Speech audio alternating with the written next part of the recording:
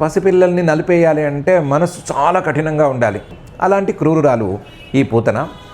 అందుకు తప్ప పెద్దగా పనికిరాదు, పెద్ద రాక్షసేం కాదు, కానీ అందుకు తప్ప పెద్ద పనికిరాదు. కానీ ఆ పసిపిల్లల్ని నలిపేంత క్రూరమైన మనస్సున్నది.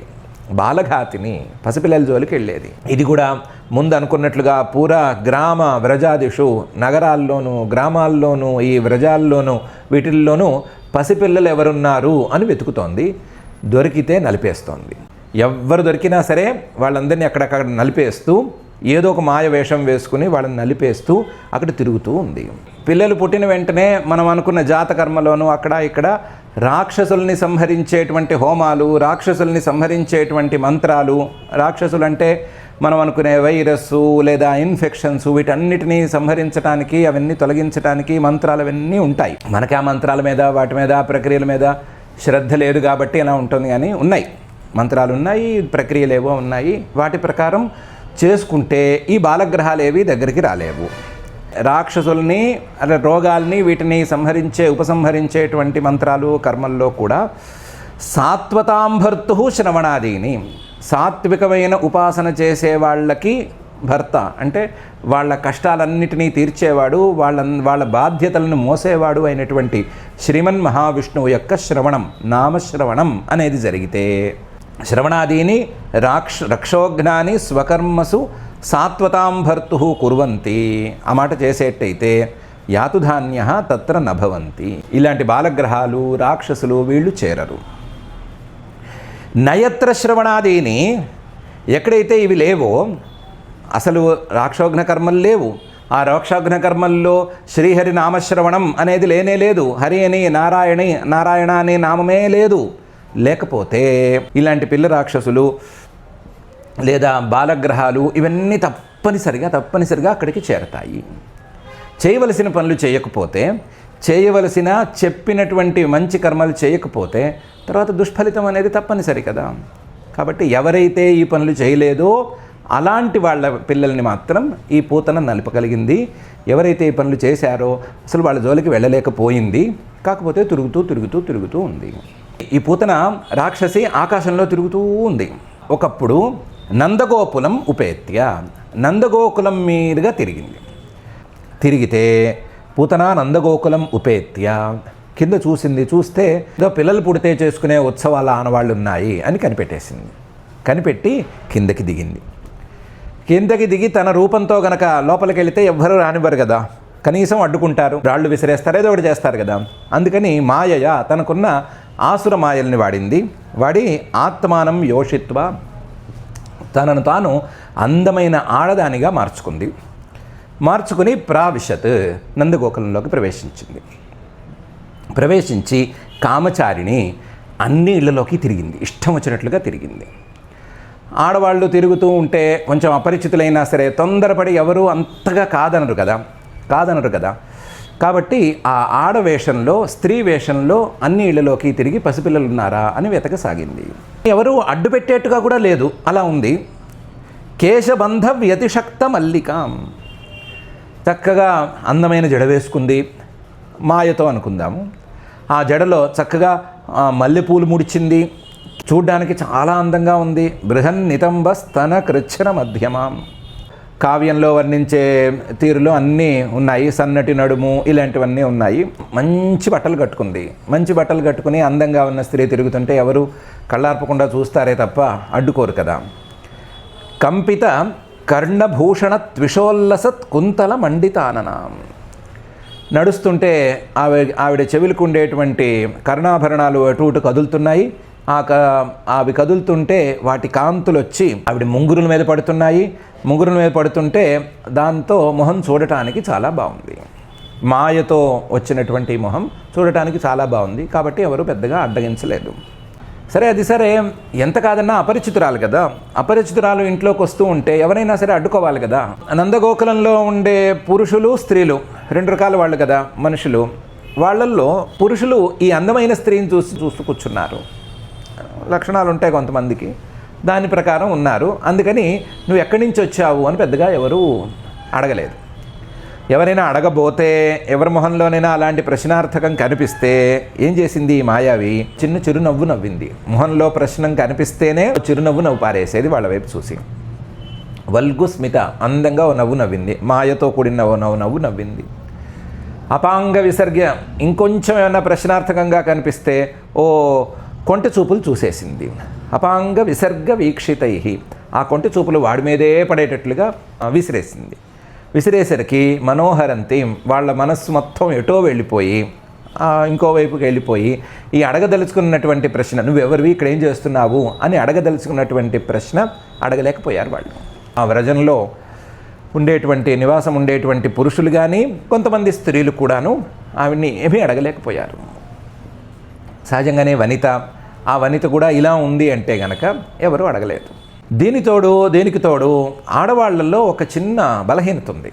ఏంటంటే ఎవరైనా మంచి ఖరీదైన పట్టు చీరలు కట్టుకొచ్చి ఖరీదైన ఆభరణాలు దిగేసుకుని అందంగా అటు ఇటు తిరుగుతుంటే వాళ్ళ చీర విలువేంటి, వాళ్ళు ఏం బంగారం వేసుకున్నారు, ఎంత బంగారం ఉండొచ్చు, ఎక్కడ చేయించుకుని ఉండొచ్చు, ఇది నిజమా అబద్ధమా, గిల్ట్ నగలా మామూలు నగలా అని చూస్తారే కానీ అసలు ఈ వ్యక్తి ఇక్కడికి ఎందుకు వచ్చింది అని చూడరు. ఆ బలహీనత ఉంది, ఆడవాళ్ళకు ఉంది. ఇక్కడ ఈ మాయావిని చూసి ఆ గోప స్త్రీలందరూ ఏమనుకున్నారంటే, అంభోజకరేణ, పద్మం చేతిలో పట్టుకుని సాక్షాత్తు లక్ష్మీదేవే దిగబడింది ఇక్కడికి. ఎందుకంటే ఖరీదైన పట్టుచీర, ఖరీదైన నగలు, ఖరీదైన కర్ణాభరణాలు, అబ్బో అన్నీ ఖరీదుగా ఉన్నాయి. కాబట్టి లక్ష్మీదేవి ఏమన్నా దిగొచ్చిందేమో. తన పతిని వెతుక్కుంటూ ద్రష్టుమివ ఆగతాం పతిం, తన పతిని వెతుక్కుంటూ లక్ష్మీదేవి వచ్చినట్టుంది అని ఆవిడలో ఉండేటువంటి సంపదని చూశారు, పూతనలో ఉండేటువంటి సంపదలని చూశారు. కానీ అసలు పూతన అనే వ్యక్తి ఇక్కడికి ఎందుకు వచ్చింది, వచ్చి ఇళ్లలో ఎందుకు తిరుగుతోంది అని అడగలేకపోయారు. వల్గుస్మితాపాంగ విసర్గ వీక్షితై మనోహరంతీం వనితాం వ్రజౌకసాం అమంసతాం భోజ కరేణ రూపిణీం గోప్యశ్రియం ద్రష్టుమివాగతాం పతిం. దాంతో ఈ పూతన యథేచ్ఛగా నందగోకులం అంతా సంచరించి వెతికి చివరికి పట్టేసింది. బాలగ్రహ, బాలుల్ని, చిన్నపిల్లవాళ్ళని, పసిపిల్లల్ని పట్టుకుని వివేధించేటువంటి పూతన తత్ర ఆ నందగోకులంలో ఇలా ఇష్టం వచ్చినట్లు తిరుగుతూ విచిన్వతి శిశూన్, లోపల మాత్రం పసిపిల్లలు ఎక్కడున్నారు అని వెతుకుతూనే తిరిగింది.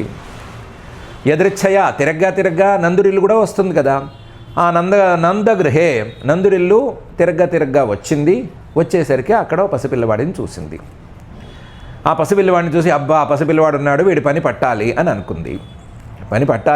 కానీ ఎదుర్కొన్నా ఉన్నది ఎవరు? అసదంతకం. ఇలాంటి అసత్తుల్ని, ఇలాంటి మంచివాళ్ళు కాని వాళ్ళని పూర్తిగా అంతమొందించేవాడే అక్కడున్నాడు. ఆ విషయం ఈవిడికి తెలియదు కదా. తెలియక ఓ పసిపిల్లవాడు దొరికాడు, కంసుడు నాకు ఇచ్చిన పనిని నెరవేర్చడానికి ఓ పసిపిల్లవాడు దొరికాడు అని అనుకుంది. ఆ పిల్లవాడిని చూసినా ఈవిడికి భయమే లేదు. ఎందుకు భయమే లేదు అంటే, ప్రతిచ్ఛన్న నిజోరు తేజసం, ఎవ్వరూ భరించలేనంత ప్రతాపం ఇప్పుడు కప్పబడి ఉంది. ప్రతిచ్ఛన్న నిజోరు తేజసం, తన ప్రతాపాన్ని బయటికి కనిపించనివ్వకుండా కప్పుకొని చిన్నపిల్లవాడి వేషంలో, పసిపిల్లవాడి వేషంలో అలా పడుకున్నాడు ఆయన. అందువల్ల ఆయన్ని చూస్తే ఈవిడికి భయం అనేది వేయలేదు. హాయిగా తల్లి పక్కన ఈయన పడుకుని ఉన్నాడు. నిజానికి అగ్నిమివాహతం భసి, నివురుగప్పిన నిప్పులా ఉన్నాడు ఈయన. నివురు అంటే బూడిద పైన ఉంటుంది, కింద నిప్పు ఉంటుంది. బూడిద చూస్తే బూడిదే కదా, ముట్టుకుంటే ఏం కాదు అన్నట్టు ఉంటుంది. కానీ చేయి పెడితే మాత్రం కాలిపోతుంది, ఎందుకంటే ఆ బూడిద లోపల నిప్పు ఉంది. అలా నివురుగప్పిన నిప్పులాగా ఈయన ఉన్నాడు. పూతన పసిపిల్లవాడు అని అనుకుంది. మరి ఆ పసిపిల్లవాడు రూపంలో ఉండే పరమాత్మ పూతనని కనిపెట్టాడా లేడా? కనిపెట్టాడు. విబుద్ధ్యతాం, ఆయన దూరంగా ఉండగానే కనిపెట్టాడు. బాలక మారికాగ్రహం, పసిపిల్లల్ని నలిపేసేటువంటి గ్రహం ఇది, బాలగ్రహం ఇది అని ముందే కనిపెట్టాడు. ఎలా కనిపెట్టగలిగాడు? చరాచరాత్మ, మొత్తం అందరికీ, కదిలే వస్తువులకి, కదలని వస్తువులకి అందరికీ కూడా ఆత్మ ఆయన. కాబట్టి ఎవరి మనసులో ఏముందో, ఎవరు ఎందుకు బయలుదేరారో, ఏం చేయడానికి బయలుదేరారో అన్నీ తెలుసు ఆయనకి. కనిపెట్టేసినా సరే ఏం మాట్లాడకుండా అలాగే పడుకుని ఉన్నాడు. నిమీలితేక్షణ, కళ్ళు మూసుకునే ఉన్నాడు, ఏం తెలియనట్టే ఉన్నాడు.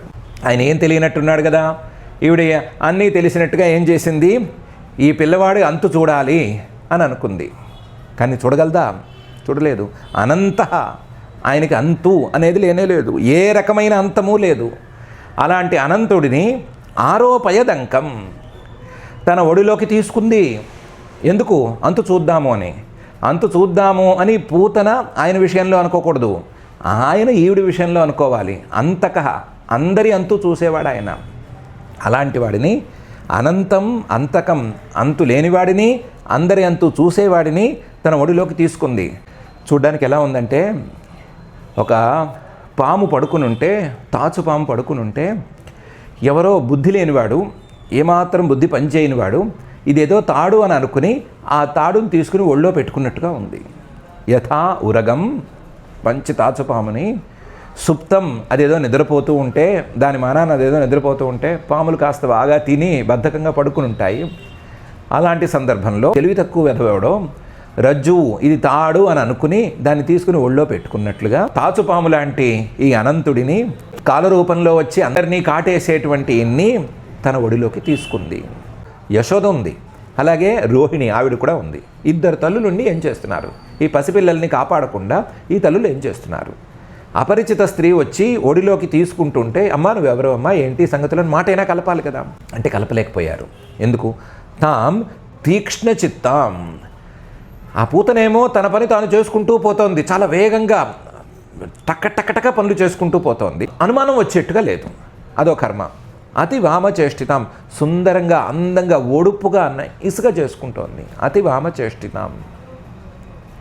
దాన్ని చూసి వీక్ష్య, వీళ్ళు చూసి అసలు అనుమానమే పడలేదు, అనుమానమే రాలేదు వీళ్ళిద్దరికి. కత్తి పెట్టడానికి ఓరలు తయారు చేస్తారు చూడండి, దాన్ని కోశం అని పిలుస్తారు సంస్కృతంలో. కోశం అంటే అది కూడా ఒక అర్థం ఉంది. కోశ పరిచ్ఛద, ఆ కోశం రకరకాల మెటీరియల్స్తో తయారు చేస్తారు. ఒక మెటీరియల్ ఏంటంటే చర్మంతో తయారు చేస్తారు. చర్మంతో తయారు చేస్తే పైనేమో మెత్తగా ఉంటుంది, కోశ పరిచ్ఛద. అది పట్టుకునేవాడికి ఏమీ అంటదు, హాయిగా ఉంటుంది. కానీ లోపల ఉన్నది మాత్రం కత్తే ఉంటుంది. ఇక్కడేమో పూతన అనేది కోశంలాగా తన మాయా రూపాన్ని ధరించి ఉంది, లోపలేమో కత్తిలాగా ఈ పసిపిల్లవాడిని నలిపేద్దామనేటువంటి భావనతో ఉంది. ఎవరికైనా సరే లోపల ఉండే కత్తి కనిపించదు, పైన ఉండే చర్మం మాత్రమే కనిపిస్తుంది కదా. అలాగే వీళ్ళకు కూడా పైన ఉండే చర్మం లాంటి మాయా వేషాలే కనిపిస్తున్నాయి. పెద్దగా అనుమానించడానికి ఏం లేదు. స్త్రీ వచ్చింది, పసిపిల్లాడిని లోపలికి తీసుకుంటుంది. స్త్రీలకి సహజంగా మాతృత్వ భావనలు ఉంటాయి. పసిపిల్లల్ని చూస్తే వాళ్ళు ఆగలేరు, పసిపిల్లల స్పర్శ కోసం వాళ్ళు తహతహలాడుతూ ఉంటారు అని అనుకున్నారు వీళ్ళిద్దరూ. అందులోనూ పెద్దింటి ఆడదానిలాగా ఉంది, ఏమి పెద్దగా అనుమానించవలసిందేం లేదు అని అనుకున్నారు. నిజం చెప్పుకోవాలి అంటే ఆ మాయా కాంతికి వీళ్ళిద్దరు కాస్త జడుచుకున్నారు. ఏమని? మనకంటే అందంగా ఉంది, మనకంటే విలువగా ఉంది, మనకంటే విలువైన బట్టలు కట్టుకుంది, మనం మాట్లాడడం ఎందుకు తొందరగా, ఏదో మన పిల్లాడిని ముట్టుకుంటోంది, అదే గొప్ప అన్నట్టున్నారు. సహజంగా మనుషులకి తమ కంటే ధనవంతుల మీద ఉండేటువంటి ఒక గౌరవం, ఇష్టం ఉంటాయి కదా, దానికే వీళ్ళిద్దరు కూడా లోబడిపోయారు. తత్ప్రభయాచ దర్శితే. అలాగని వాళ్ళని చూపులు పక్కకి తిప్పలేదు, నిరీక్షమాణే చూస్తూనే ఉన్నారు. జనని, ఇద్దరున్నారు తల్లులు, కానీ అతిష్ఠత, వాళ్ళలా ఉండిపోయారు, అడ్డగించలేదు, వారించలేదు. తన ఒడిలోంచి పిల్లవాడిని లేపింది. చాలా ఘోరమైన సంకల్పంతోనే ఈ పిల్లవాడికి తన పాలిచ్చి ఆ పాలతో చంపేద్దాం అనుకుంది. పాలతో పిల్లలు ఎలా పోతారు? పూతన స్తన్యం ఉంది కదా, పూతన ఇచ్చేటువంటి పాలు, తల్లిపాలు ఉన్నాయి కదా, కనుక తాగితే ఏ పిల్లవాడికి అరగక అజీర్తి చేసి అక్కడికక్కడ పోతాడు. అదే సమయంలో పిల్లలకి ఆ పాలు తాగేటప్పుడు ఉల్బణం చాలా తీక్ష్ణంగా ఏదో మండుతున్నట్లుగా ఉంటుంది దాని శరీరంలో అలాంటి మాయా విషం అనేది ఉంది. ఆ మాయా విషాన్ని ఈ స్తన్యం ద్వారా చేరుస్తోంది పిల్లలకి. అలా పిల్లలందరినీ మట్టు పెడుతోంది. ఈ పిల్లవాడికి కూడా అదే స్తన్యం ఇవ్వబోయింది. ఏం చేశాడు ఆయన? 2 చేతులు స్తనం మీద పెట్టాడు.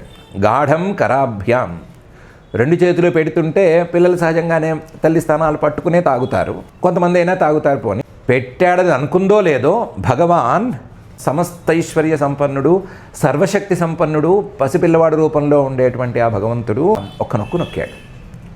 నొక్కేసరికి ఈ రాక్షసికి ప్రాణం పోయినంత పనైంది. ఈ లోపల ఈ నోరు పెట్టాడు.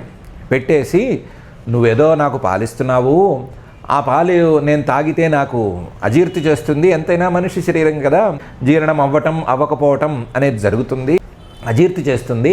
ఆ అజీర్తి పోవాలి అంటే నీ ప్రాణాలతో కలిపి గనక తాగితే అజీర్తి పోతుంది అని అనుకున్నట్లుగా ప్రాణైస్సమం, ప్రాణాలతో సహా తాగేశాడు. రోష సమన్విత, ఎప్పుడు ఎవరి మీద కోపం రాని ఆయనకి ఆ పూతన మీద కొంచెం కోపం కూడా వచ్చింది. కోపంగా ఆ పిబత్తు తాగేశాడు. ఆ పూతన ముంచ నన్ను వదులు అని గట్టిగా అరిచింది. అలం ఇంకా చాలరా బాబు అని గట్టిగా ఏడ్చింది. ప్రభాషిణి ఎవరెవరే వదలరా బాబు అని రకరకాలుగా వేడుకుంది. నిష్పీడ్యమాన, ఈయన వదులుతాడా, రెండు చేతులతో పట్టుకునే ఉన్నాడు, ప్రాణాలను లాగేస్తుంటే అఖిల జీవ మర్మణి, ఆ పూతనకి మర్మస్థానాలు ఉంటాయి కదా, ప్రతి మర్మస్థానంలోనూ నొప్పి అనేది తెలిసొచ్చు. దాంతో వివృత్య నేత్రే, కళ్ళు ఇలా ఉబ్బిపోయినాయి పూతనకి. చరణవు, కాళ్ళు రెండు ఇలా విడిపడిపోయినాయి. భుజాలు కూడా ఇలా చేతులు ఆడుతూ పక్కకు పడిపోయినాయి. ఒళ్ళంతా కూడా చెమట పోసింది పూతనకి. క్షిపతి, కాళ్ళు చేతులు ఆడిస్తూ ఒళ్ళంతా ఇలా ఆడిస్తూ రురోధ, చివరికి ఏడ్చింది. ఎంతమంది పిల్లల్ని ఏడిపించిందో అంతమంది పిల్లల ఏడ్చింది. ఆ క్షణాన్ని ఏడ్చింది. ఆ ఏడుపు పెరగ్గా ఇంతమంది ఏడుపు ఏడవాలి కదా, ఆ ఏడుపు శబ్దం పెరగ్గా ఎంత పెద్దగా తయారైందంటే, ఎంత వేగంగా, ఎంత బాధతో, ఎంత ఆర్తితో ఏడ్చిందంటే, దాని ఏడుపుకి సాద్రిర్మహీద్యౌశ్చ చచాల, భూమి మొత్తం కంపించిపోయింది. భూమి మీద ఉండే పర్వతాలన్నీ కూడా కదిలిపోయినాయి. చివరికి ఆకాశం కూడా గ్రహాలతో సహా కదిలిపోయిందేమో అని అనిపించింది. ద్యౌశ్చ చచాల సగ్రహ. పాతాళం కూడా కదిలిపోయింది. దీని అసలు స్థానం కదా, పూతన యొక్క అసలు స్థానం కదా, పాతాళం కూడా కదిలిపోయింది. దిశశ్చ ప్రతినేదిరే, ఈ శబ్దం నలుదిక్కులకి చేరి ఆ దిక్కుల నుంచి మళ్ళీ ప్రతిధ్వని కూడా వచ్చింది. దిశశ్చ ప్రతినేదిరే. జనాలందరూ కూడా, ఆ గోకులంలో ఉండే జనాలందరూ కూడా కింద పడిపోయారు.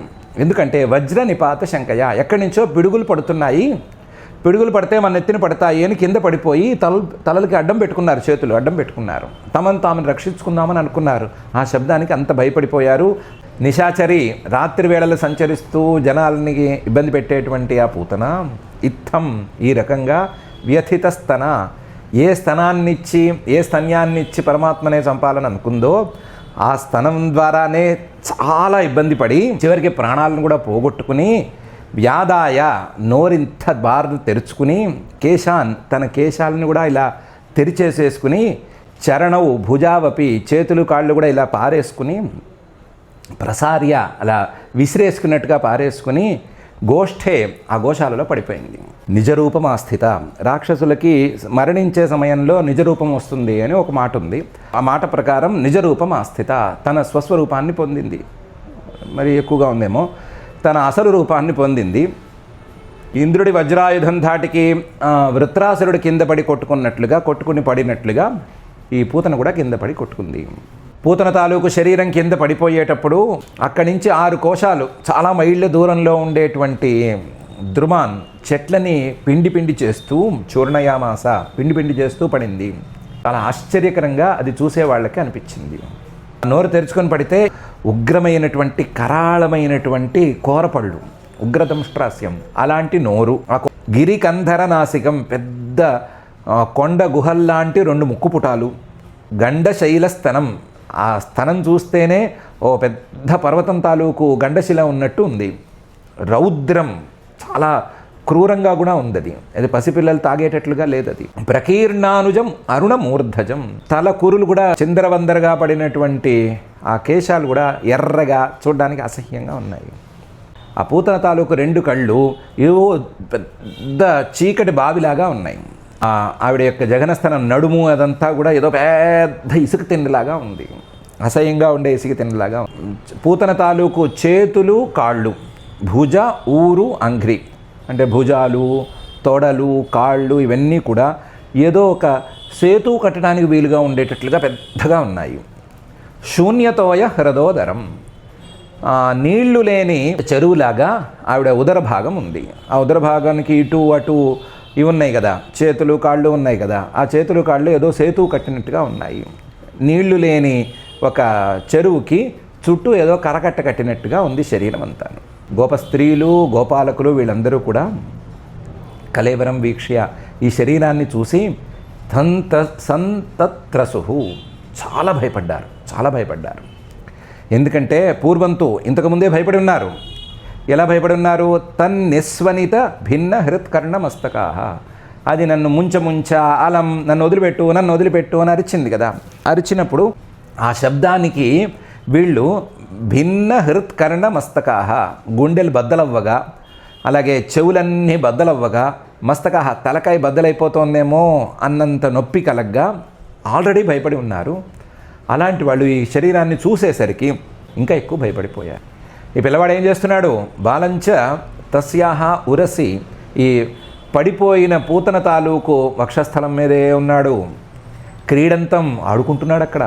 అకుతో భయం, అసలు భయం అనేది కనిపించట్లా. అందరూ భయపడ్డారు కానీ ఈయన మాత్రం భయపడట్లేదు. ఎందుకు భయపడతాడు? అందరికీ అభయం ఇచ్చేటువంటి వాడే కదా ఆయన ఎందుకు భయపడతాడు? భయపడలేదు. కానీ పాపం వీళ్ళు భయపడ్డారు, స్త్రీలు భయపడ్డారు. గోప్య వాళ్ళు భయపడి తూర్ణం సమభ్యేత్య వెంటనే పరిగెత్తారు. వాళ్ళకి ధైర్యం కాస్త కూడిన వెంటనే పరిగెత్తి జగృహు ముందు ఆ పసిపిల్లవాడిని తీసుకున్నారు. జాత సంభ్రమాహ, ఆ సమయంలో వాళ్ళకి కాస్త ఆశ్చర్యం అనేది కలిగింది అనేది వాడు వాస్తవం. ఇంతమంది భయపడ్డాము, ఈ పసిపిల్లవాడు ఎందుకు భయపడలేదు అని కాస్త ఆశ్చర్యపడ్డారు. కానీ ఈ హడావిడిలో అది మర్చిపోయారు. మొత్తం మీద ఆయన్ని తీసేసుకున్నారు, పూతన శరీరం మీద నుంచి తీసేసుకున్నారు.